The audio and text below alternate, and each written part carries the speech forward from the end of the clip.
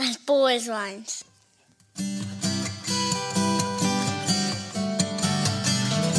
As bold as lions. As bold as lions. As bold as lions.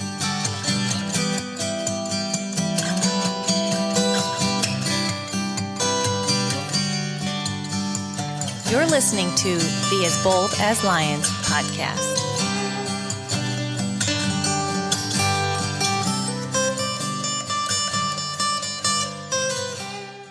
Hello and welcome to the As Bold as Lions podcast. So good to have you with me today. My name is Derek, and small little milestone today. I think this is our 125th podcast episode. Kind of crazy, two and a half years of doing this, and the Lord has been good. Thank you for having the willingness to even want to listen to my voice. Ultimately, I hope that it's the Lord speaking through me and using me, and you put up with my voice and sometimes my tangents and trails of thought that don't always make sense, but you're here and you're coming back from week to week, and that is an encouragement to me, and it's something that I hope just helps you as you seek after Christ. We're in the series just starting. Last time was a sort of introductory, and each week as you kind of maybe see a different subset that we're talking about, you may be drawn to one or more, just depending on kind of where you're at in life. And we're talking to men here. It's talking about raising the standard. But hopefully you go from episode 1 introduction all the way to the end, and there's stuff that you just take from each one, even if you're not in that stage of life, wherever you're at. You know, you're a young man, but you want to know what it means to be in the next stage of life, to follow God as a career family man. You're a career family man, but you're not sure what it looks like someday as you retire. What does life bring you then? We're kind of covering the gamut of all that, but we're trying to do it in a way that reflects scripture of what God would say and how he would direct us in each phase of life. So we're in this first kind of installment within that, which you saw the title if you clicked on this, Choosing the Right Path to the Young and Single Man. We'll get a little bit more into what defines that as we go. As we start, I have a quote from JFK, from John F. Kennedy, that I want to share, and this is this kind of just a big quote that I think applies especially for our men in this phase. He says, "Do not pray for easy lives. Pray to be stronger men." I love that. Love that. Lots of truth there. Lots of just, don't pray for it to be easy. We've got a culture that's kind of wanted to have just easy patterns of life, just a cake existence, I kind of call it. And there's a meme or something going around. Speaking of tangents, I'm gonna lose it here, but it was something about, it's probably another quote that just talks about hard men creating, difficult times create hard men, and then through over a course of time that creates soft men, weak men, and they create hard times because they don't lead, they don't do what they're called to do, and then it causes strong men to be raised up again and create kind of more idyllic seasons. So this kind of this pattern that we go through, and I think we're in the generations that have followed very strong, willing to lead, willing to take up the mantle, willing to go forward and fight, physical, literal battles, and also just lead in all aspects of society, and that has led to comfort and stability, kind of a false sense of security at times, that we don't have to fight. We don't have to keep fighting because we fought and we got here and we're good. And then that leads to hard times once again. And really out of those hard times, calling forth the men once again to say, hey, stand up and lead, let's go. And we're not done. So that's maybe just an overarching kind of a theme here, and I think that JFK quote kind of plays into that. When I started to kind of brainstorm this particular topic within this raising the standard of younger men, and I'm just outlining my kind of like key thoughts to go along. My natural tendency was just to think about my life as a teenager and a young adult man. I'm in my 40s now. I think I mentioned I'm 45 at the time of recording this, soon to be 46. It's crazy. Not ready for the big 5-0 here close. It doesn't seem like it should be on the doorstep of that. Anyway, I still have a decent recollection and can go back. I can remember those days, thinking about high school and college. Just the sights and the smells and the sounds around the halls of my high school, and those years in the dorms in the college days. My first year as a freshman, I went to North Dakota State University in 1996. I can remember that freshman dorm room and going to the dining center, and man, just you almost can just pick yourself up and go right back into some of those things. Some of the jobs I had in those early years of things that I, part-time things that I would do, especially in the summers when I'd have breaks and stuff. The friends that I had, the fun that we did, not so fun experiences. Things that just shaped my life for the years to come. Things that I can go back to and be like, I remember that, and as I have kids now, I have sons of my own, a little bit of living some of that again through them as they go through these times. And you can get a little bit of nostalgia. I can get an shucks kind of lump in my throat thinking about it and being like, it was so good. Why did I want to move on so fast from that time? Like, it was simpler times. My wife and I, we always think about, that wasn't so bad when lived in this spot or wherever and just starting out. But, I think it's just the world, wherever we're in the present moment, just feels a lot crazier and a lot more hectic and a lot more messed up than it did when we can go back to some of those formative times of our lives. And,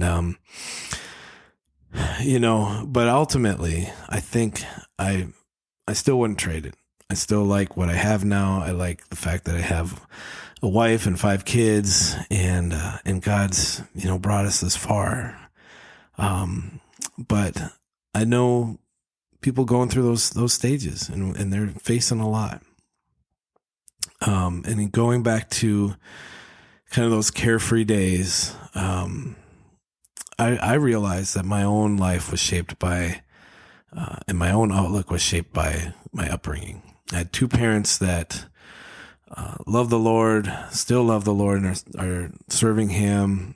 They brought me to church. I had a youth pastor who was invested in us and loved us, his kids in his youth group, and friends in that group who we rubbed shoulders with, and kind of had some accountability, helped shape some of our worldview through all of that. And then even into college, going to public university, a secular campus. 20 years ago, still having a lot of things that went on that weren't so great. Thinking about college now is only probably gotten worse in a lot of ways, but finding a good college group that was faith-based and focused on Christianity, finding a good church where we were at, all of that being like so important. I remember the group I was in college is a group called InterVarsity Christian Fellowship. Got to lead worship, got to be in a Bible study, got to lead a Bible study. And a lot of that just, the opportunity because, hey, you play guitar, or, hey, you've been in Bible studies before or whatever, just kind of not necessarily a ton of experience, but being allowed to do some things and even fail at them sometimes, but just getting the experience of doing it and seeing, looking back now, like that was important for me to step out and have those opportunities. And all those things just brought me more to the place where one day I'm ready to graduate and get a job and get married and have kids, all of those things in place. Thinking about this young man, single man, what's kind of stepping back into your shoes. And I know it's a cliche to say it, but it's so hard to believe how fast things change and how life is just so quick. It's like it just happened in the blink of an eye. And it's only, 20 to 30 years ago, but that still is a long time. And a lot has happened since leaving college, since leaving high school, since being done with youth group, being done with things that my kids are in now that they talk about as part of their lives that, man, for me, it was that long ago. So when I address an entire episode just to this one segment of life and say we're kind of painting a wide brush here, but it's from like 13-ish on to like into the 20s. And there's a lot there. There's a lot that changes for a guy within these years. And it can be said that even before the teenage years, there's a certain amount of your own outlook and your formation of your worldview that's already been established. We know that scientifically and so forth. But I do challenge that idea some with the thought that in the teenage years and into the early 20s, a man starts to grow up. And sometimes we wish that was a little faster. Guys, we can lack some maturity and see the girls just kind of blow right past us in some aspects of life. But man, I think that's where a lot of our growing up happens. And especially once you get into the 20s, maybe into the next phase of this conversation as we talk next time about career family men, as you get married, as you start having kids, then the growth should and needs to really accelerate in those years. But in this time of right now, we're looking at a guy and his own place in the world. Thinking Michael W. Smith and Place in This World, that famous song that put him on the map. Looking for a reason, roaming through the night to find a place in this world. That's kind of a young man's cry to say, my dreams, my ambitions, my longings, where does all that shake out? Where do I go? How do I find the right path in the midst of all of that? And today we're hoping to just kind of scratch the surface there and pull back the veil on that question. Mentioned Proverbs 3 last time, and we read these verses. This is Proverbs 3, 5, and 6. It says, trust in the Lord with all your heart and do not lean on your own understanding. In all your ways acknowledge him, and he will make straight your paths. So, young men, we're looking at this stage of life, and whether you're 13 or let's go all the way up to 30, whether you're in that stage and you're wrestling with some things, these are some takeaway points that I would have you consider. And the first one being to lay the foundation firm, plant, develop, establish a firm foundation. 1 Timothy 4:12, let no one despise you for your youth, but set the believers an example in speech, in conduct, in love, in faith, in purity. So if I can offer any advice to a young man, an unmarried man, he's trying to seek find his way, figure out life. What's next? Where am I supposed to go? Where am I headed? This is my advice. Seek the Lord first, above all else. I believe that God's going to put you on the path for, if you're to be married, to find the right woman, the right job, the right use of the gifts that He's wired you with, the talents you have. But you have to seek Him first. You have to put Him first. To seek someone else out for us in these years, especially going back to the maturity thing, just thinking we've got the world around our fingers, having this whole kind of a level of pride in maybe how we look at the world. That's hard. That's humbling. And for a teenager to say that, especially a male teenager, to say, hey, submit to authority, seek out the Lord's counsel, seek out godly counsel. That's not something a lot of guys are doing, especially even Christian guys that are in the church. Because we want to figure it out. We want to tackle things on our own. We think we've figured out a thing or two, and if we seek somebody else's advice, it may kind of look like, oh, there's some weakness there. They don't have it all together. They have this facade up, but they're really kind of a, soft on the inside or something. And a lot of us just want to have that rugged individualism, especially in this stage of life. But as we look at this through the lens of Scripture, through the lens of godliness, a young man after God's heart knows that he needs daily guidance and direction. He knows where it must be found. It's in the presence of the Lord. It's in the word of the Lord. It's in prayer. It's going to those things regularly.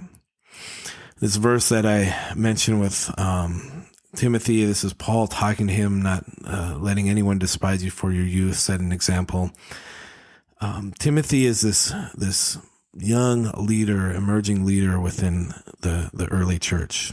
And he's, I believe, in this age group that this podcast, this episode would apply to. But Paul is telling you, hey, you need to set the standard. Your speech, your love, your faith, it all becomes the example then for other believers around you.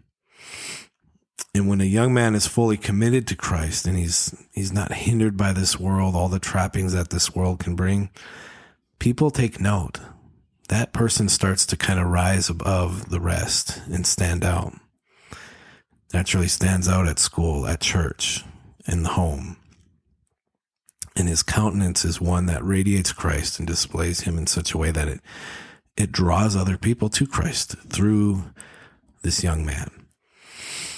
So you have to set that firm foundation. It's spending quiet hours in the Lord. It's getting your heart developed. It's allowing the Lord to kind of speak to you even at a young age and lay that foundation, because that will serve you well as you move forward.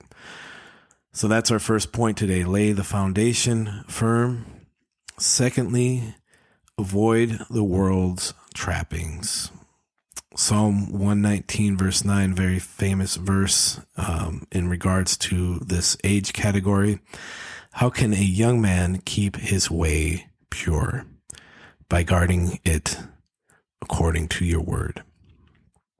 The Bible is very honest at times, and I appreciate that. We need that. We need that sledgehammer of honesty sometimes. And this audience in Psalm 119 and our audience today is not really that much different. There's a common theme here. Men, we deal with impurity. We deal with lust. And it's just spelling it out, saying, how do we stay pure? How do we avoid that?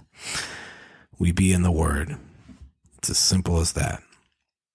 If we're talking about some things honestly and being very real here, we're talking about struggles of pornography. If we're talking about sexual impurity, masturbation, we're talking about these things that that young men especially can struggle with and get caught in cycles of addiction to, those things, as they are in these years of life, can extend well beyond these years of life and later on. And then you bring those things into a dating relationship, you bring those things into a marriage, they are going to then influence you, and you'll be affected by those choices that you're making right now, the things that you're choosing to look at and have in front of you, the thoughts that you're lingering on. It's not an understatement at all to say those thoughts and those images will get carried with you for a lifetime. And when we say avoid the world's trappings, the primary snare is sex, but there are other things that come before us. Money, perhaps, drugs, power, influence, fame. Those are some trappings that we can find as a young man in the culture. You can be a young man who just right out of the gate, whether you're out of high school or college, you just start making money and you're single and you have just this opportunity to just have everything you've ever wanted. There's a lot that can come with that and a lot that we have to guard against. But back to this enticement of sexual sin. That's what most often, in my experience of my own life and what other men struggle with, that's the thing that trips up a young Christian man. And the temptation is strong, so we have to be stronger in Christ. We have to cut the ties to things on our devices, these phones that we have that literally at our fingertips are all the trappings that were harder to find years ago, but are now just accessible. We have to bounce our eyes from those things. We have to look away from magazine covers, from whatever it is that can cause us to go down that path. That phrase, bounce the eyes, that's just not to linger on something. The moment you see it, to go to something else, to redirect. And in our relationships, as we're with the opposite sex, as we're around girls, as we're dating, girlfriend, all the way up to fiance and to marriage, we have respect, and we treat that person of the opposite sex with dignity and an unwillingness to compromise. That's so important. Great book that I've read, and this has been a few years ago, but especially this concept of bouncing the eyes. That's from Every Man's Battle. It's by Stephen Arterburn and Fred Stoker. I think I'm saying that right. Good reference to go back to. So, young men, lay the foundation firm. Avoid the world's trappings, especially talking in regards to purity.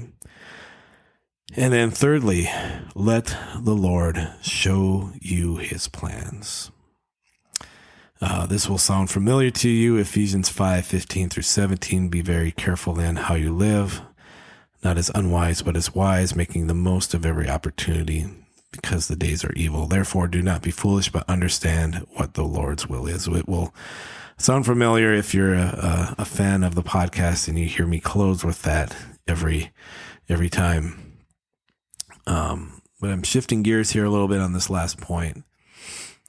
And as young men, you sort of have the years of life before you as this blank canvas, this just,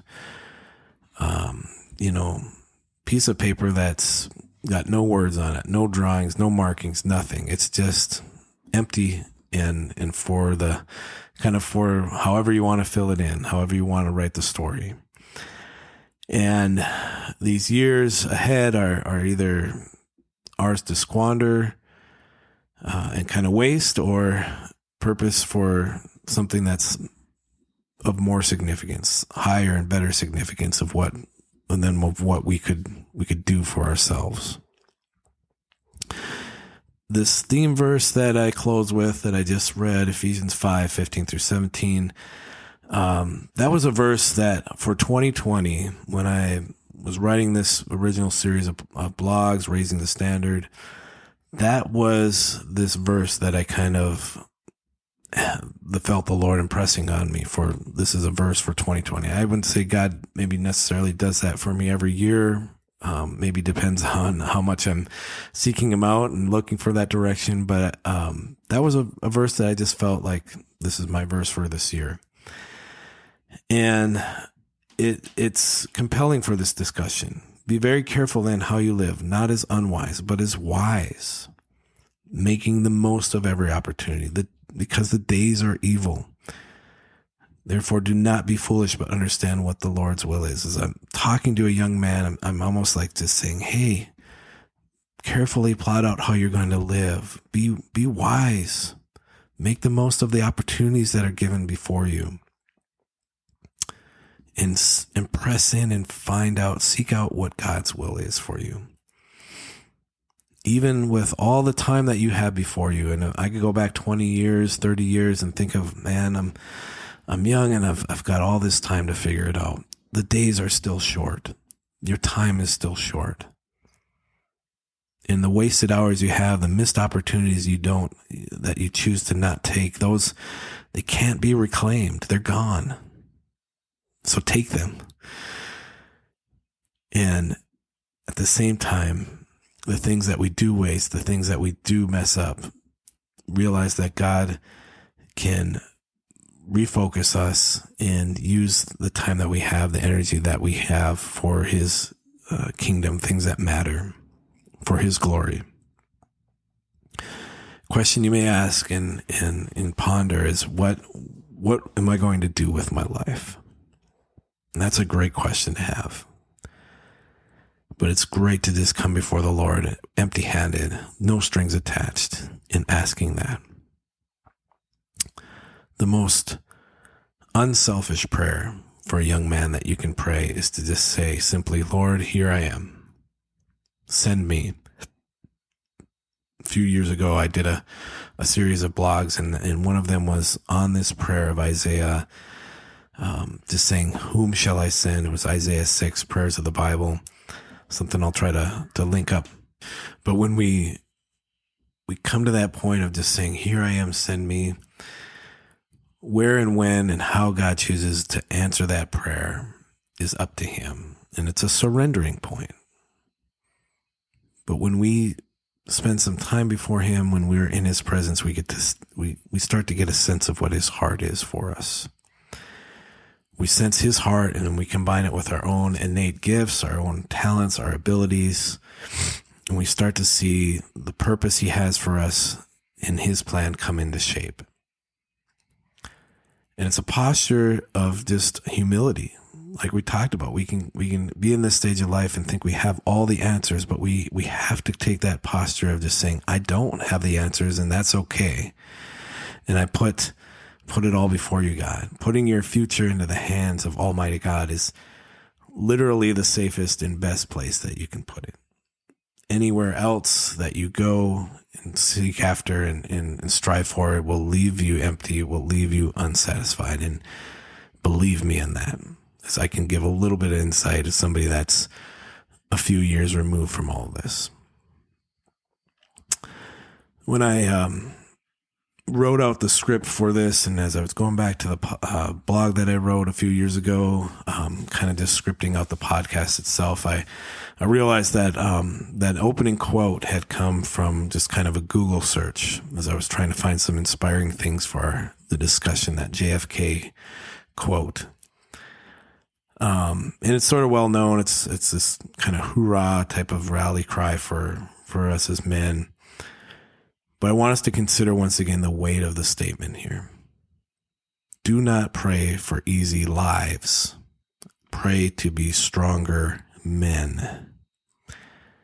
When we're in the early years of adulthood, when we're kind of in that teenager to, college age, we're not necessarily considering the long view of life. We're thinking about, I want to maybe do this thing or that thing, maybe get married someday, maybe have some kids, hopefully make a lot of money, hopefully drive a nice car. Some of those kind of, I would say, short-sighted sort of goals. But we don't think a lot about some of these other things because they seem sort of grown up and just far off, way in the distance, not even on the radar. Maybe it's someone else's reality, but it's not mine. Terms like cancer, divorce, job loss, unemployment, drug addiction, bankruptcy. Oh, those things just seem so adult. And they're just so far off. Not even crossing the anywhere in my mind. Somebody else's thing to deal with. But hear me out. When we're praying to be stronger men, when we're taking to heart this quote and saying, pray to be strong men, you're not praying for that ability just at 40 or 60 or 80 years old, but you're praying for it at 13 and 17 and 24. These are formative years of our faith where we put these roots down and we establish our dependence on Christ. Because let me tell you guys, there's storms that are going to come, that are going to hit your life.